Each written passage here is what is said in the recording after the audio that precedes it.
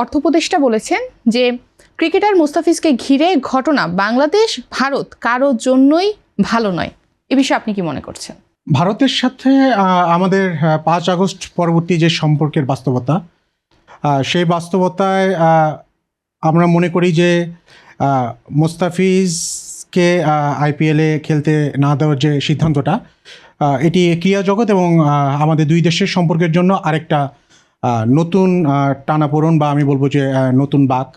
তো এই বাঁকের জায়গা থেকে মানে আমি যদি সেই মোহাম্মদ আলীর থেকে শুরু করে এখন পর্যন্ত আজকের দিনের সাকিব আল হাসান পর্যন্ত এবং এরপরে মুস্তাফিজ পর্যন্ত যে আমাদের স্পোর্টস কিন্তু আপনার বিভিন্ন সময় একটা দেশের সংকটে, রাজনৈতিক বিভিন্ন ধরনের মেরুকরণে স্পোর্টস সবসময় অগ্রণী ভূমিকা, এবং স্পোর্টসের যে স্পিডটা, এই স্পিডটা কিন্তু আমরা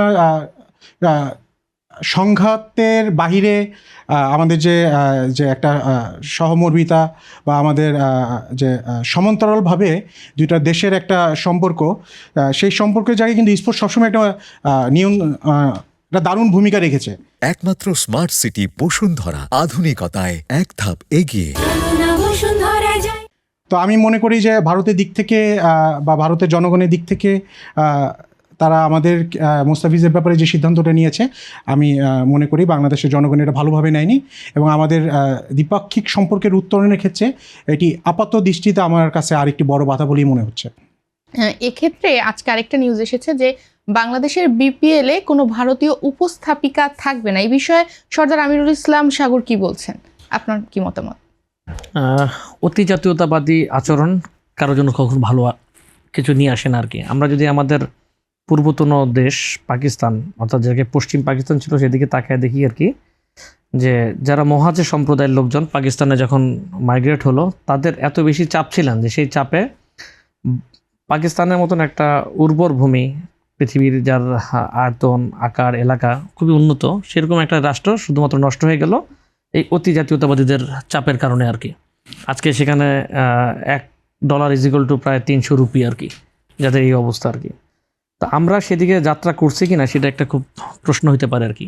আমার সহকর্মী, সহযোদ্ধা, গণসংহতি আন্দোলনের রুমন ভাই যা বললেন আর কি, এই যে ক্রিকেট আপনি দেখেন যে দুই দেশের উত্তাপে KKR, Kolkata night Riders club, তো এটা তো খুবই পার্সোনাল একটা প্রপার্টির মতন আর কি, শাহরুখ খান, জুহি চাওলা এবং তার জয় মেহতার। তো সেখানে যখন KKR এর মালিক শাহরুখ খানকে সরাসরি নোটিশ দেওয়া হয় মানে ভারতীয় ক্রিকেট বোর্ড থেকে যে এই প্লেয়ারকে আপনি খেলাতে পারবেন না, এটা নিঃসন্দেহে খুবই খারাপ একটা জিনিস।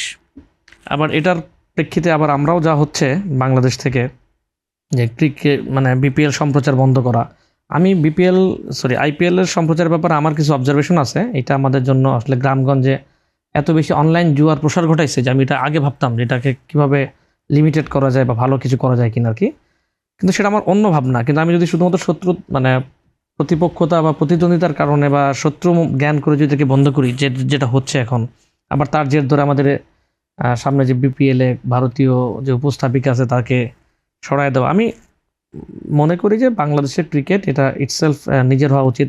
আপনারা যারা বাংলাদেশ প্রতিদিনকে উপস্থাপনা করছেন, আপনারাও এটার জন্য পারফেক্ট, সেখানে কোনো সন্দেহ নাই। তো সুতরাং মানে ভারত থেকে কাউকে আনা জরুরি ছিল না, কিন্তু আসছে, এবং তাকে যখন আমি একটা রাজনৈতিক কারণে সরাই দিচ্ছি, এটা আবার আমাদের জন্য অশনি সংকেত আর কি। তো আমরা চাই না বাংলাদেশ ক্রিকেট উদীয়মান একটা ক্রীড়া জগৎ যেটা পাকিস্তান ক্রিকেটের মতন মুখ থুবড়ে পড়ুক আর কি।